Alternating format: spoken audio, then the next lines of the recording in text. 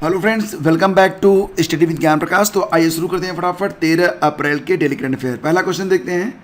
राष्ट्रीय बाघ संरक्षण प्राधिकरण, national tiger conservation authority, NTCA कहते हैं इसे, शॉर्ट में क्या कहेंगे इसे आप, NTCA। इसकी जो 20वीं बैठक हुई है, इसकी अध्यक्षता किसने की है? अब दो प्रश्न यहाँ पर बनेंगे।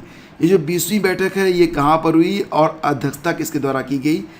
तो अध्यक्षता की गई है पर्यावरण मंत्री के द्वारा, और पर्यावरण मंत्री कौन है? ये हैं भूपेंद्र यादव। तो ऑप्शन ए यहाँ पर करेक्ट है। और ये जो बैठक हुई फ्रेंड्स, देखो ये इसकी 20वीं बैठक है। 1 से लेकर 19वीं तक, यानी कि अब तक जितनी भी बैठकें हुई हैं वो कहाँ पर हुई हैं? नई दिल्ली में हुई है। 20वीं बैठक जो कि वर्ष 2022 में आयोजित हुई है, पहली ऐसी बैठक है जो नई दिल्ली के बाहर आयोजित की गई है। कहाँ पर? ये अरुणाचल प्रदेश में आयोजित की गई है। अच्छा, ये बताओ कि जो पक्के बाघ अभयारण्य है ये कहाँ पर स्थित है?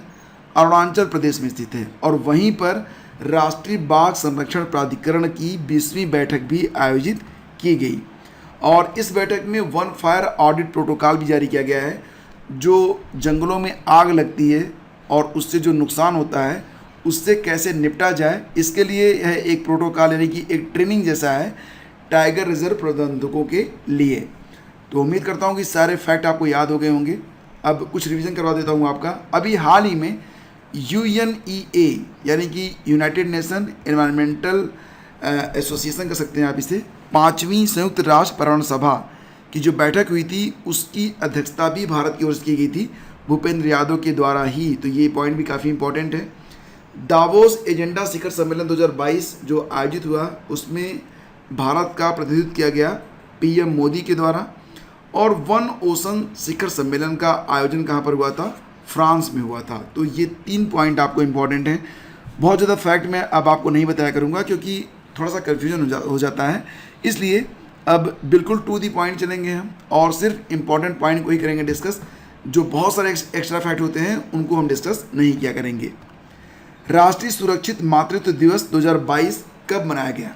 हाल ही में मनाया गया ये 11 अप्रैल को, ठीक है।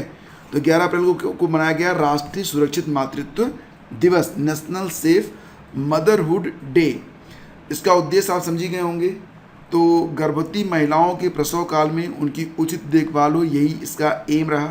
थीम है remain at home amide corona virus, protect mother and infant safe from corona virus. Basically जो थीम है वो कोरोना वायरस को लेकर ही है, तो आपको आसानी से याद हो जाएगी।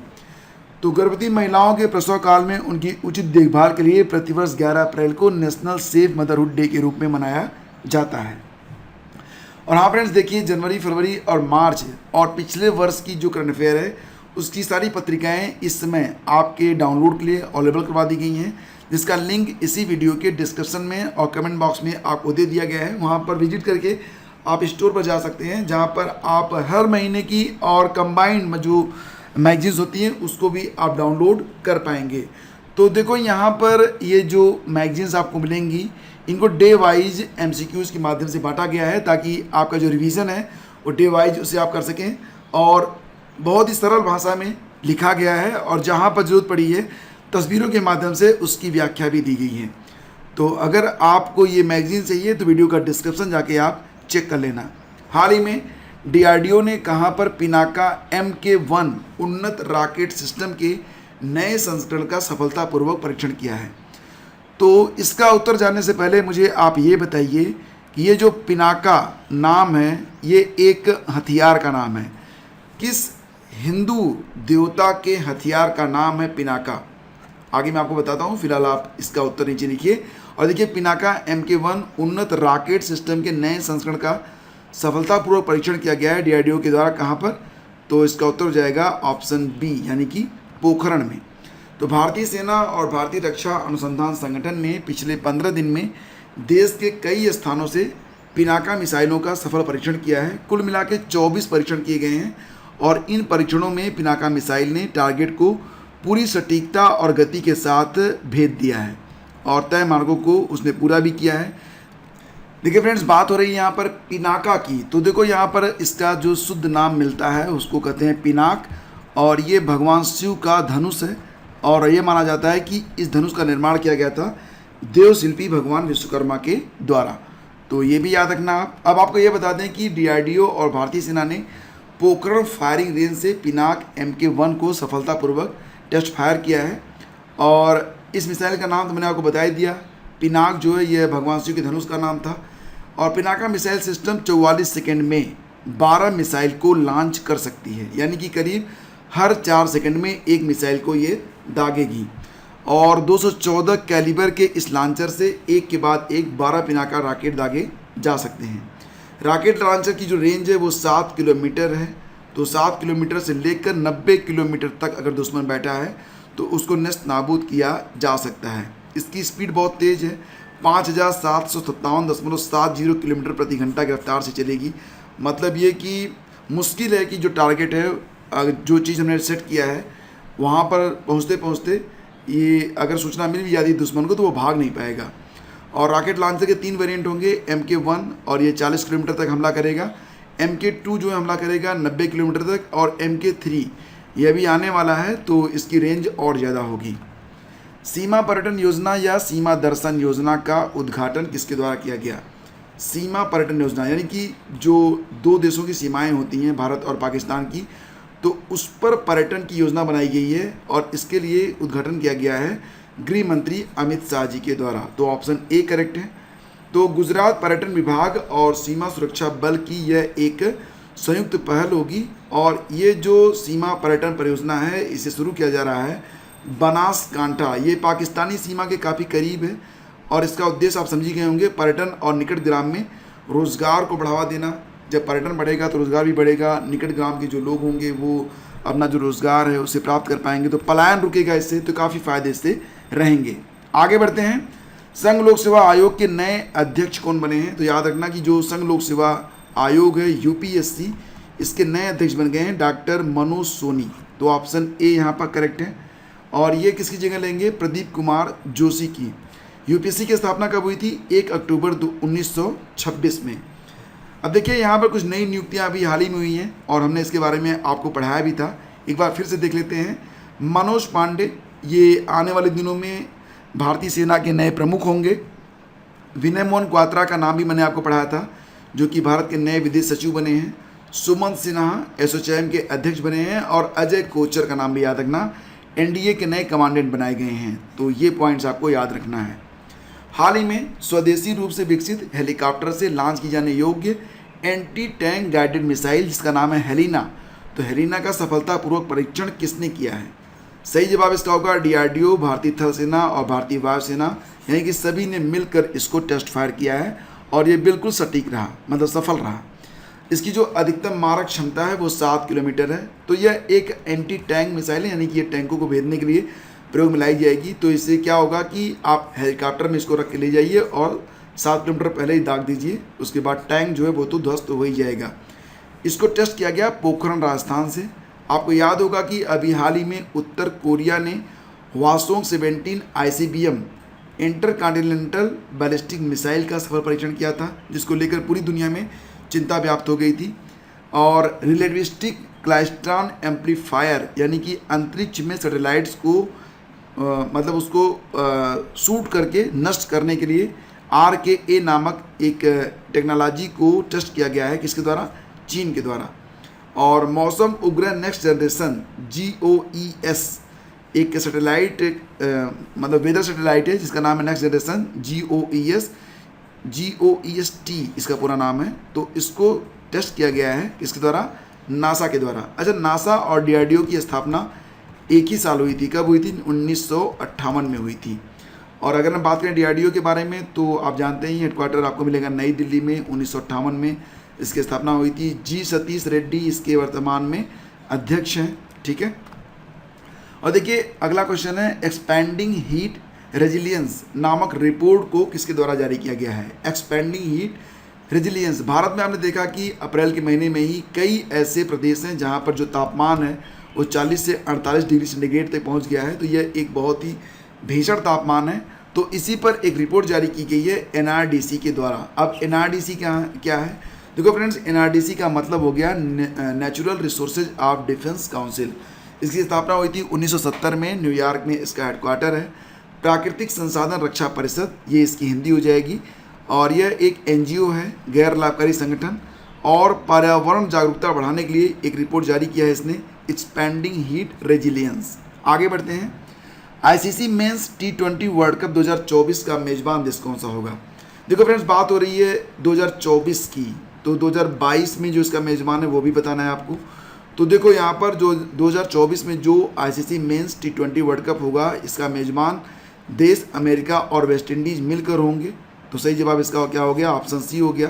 क्योंकि 2022 वाला जो आयोजन हुआ ICC men's T20 world cup का, ये इसका मेजबान जो देश है वो है ऑस्ट्रेलिया, ठीक है।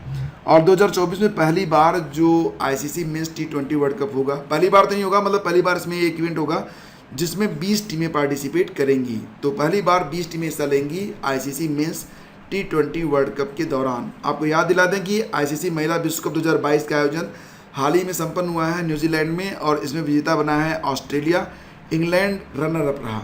और अंडर 19 क्रिकेट विश्व कप 2022, इसका आयोजन एंटीगुआ न्यूजीलैंड में हुआ, और 5वीं बार लगातार भारत इसमें विजेता रहा।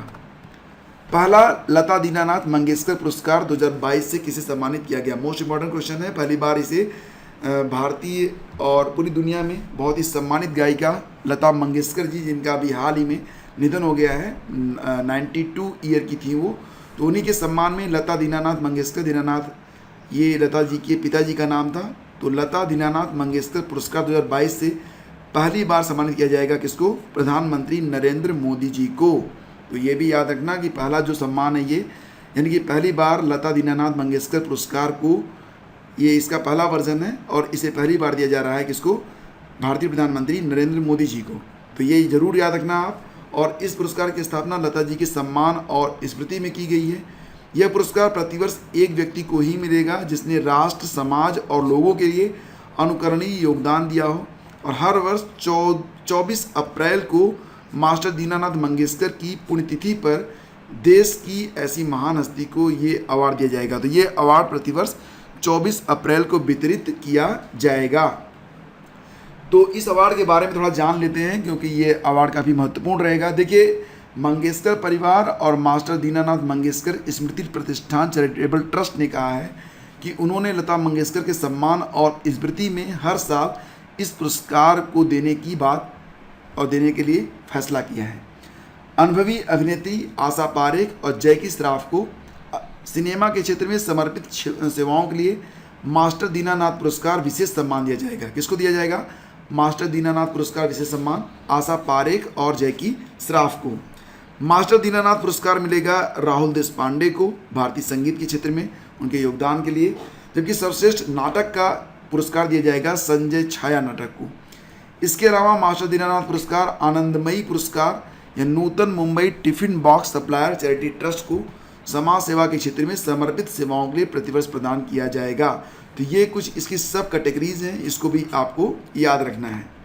और ये है आज के सेशन का अंतिम प्रश्न कि भारत का पहला स्वदेशी पॉलीसेंट्रिक कृत्रिम घुटना कदम को किसने विकसित किया है? इसका नाम होगा कदम। इसको विकसित किया गया है आईआईटी मद्रास के द्वारा। तो विकल्प बी यहाँ पर करेक्ट है। तो कदम एक पॉलीसेंट्रिक घुटना है जो घुटने के कृत्रिम अंग के लिए सोसाइटी फॉर बायोमेडिकल टेक्नोलॉजी और मोबिलिटी इंडिया के सहयोग से बनाया गया है, और यह मेड इन इंडिया उत्पाद भी है। इसे भारत में ही बनाया गया है, और जिनको घुटने की समस्या है वो लोग इसकी सहायता ले पाएंगे। तो फ्रेंड्स, ये थे आज के 10 प्रश्न। आज के सेशन में हमने क्या पढ़ा? आज हमने पढ़ा कि राष्ट्रीय बाघ संरक्षण प्राधिकरण की 20वीं बैठक की अध्यक्षता किसने की है? भूपेंद्र यादव ने, और ये आयोजन हुआ था अरुणाचल प्रदेश में।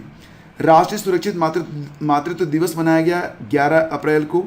डीआरडीओ ने पिनाका MK1 उन्नत रॉकेट सिस्टम के नए संस्करण का सफलतापूर्वक परीक्षण किया है पोखरण राजस्थान में। और सीमा पर्यटन योजना या सीमा दर्शन योजना का उद्घाटन किया गया है गुजरात में गृह मंत्री अमित शाह के द्वारा। संघ लोक सेवा आयोग UPSC के नए अध्यक्ष बने हैं doctor Manoj Soni.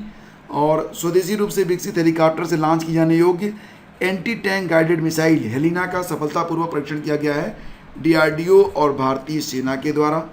Expanding heat resilience नामक रिपोर्ट को जारी किया गया है NRDC के द्वारा। ICC men's T20 world cup 2024 का मेजबान देश होगा अमेरिका और West Indies.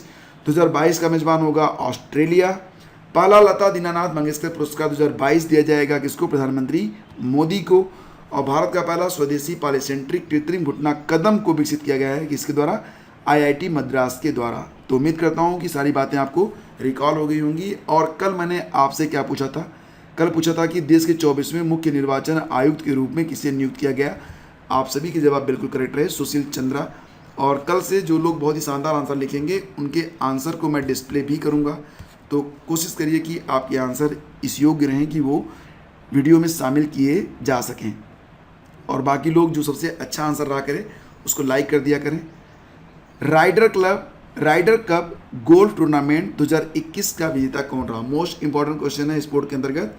Rider cup golf tournament 2021 का विजेता इनमें से कौन सा देश रहा? उम्मीद करता हूँ इसका उत्तर आप जरूर दे पाएंगे। अगर सेशन पसंद आया तो लाइक करके हमें जरूर बताएंगे। अपने दोस्तों के बीच भी इस वीडियो को शेयर जरूर करेंगे। आप सभी के सहयोग से ये सेशन लगातार चलता रहेगा, तो आप सभी का सहयोग बना रहना चाहिए। Thank you so much. Have a great day. जय हिंद।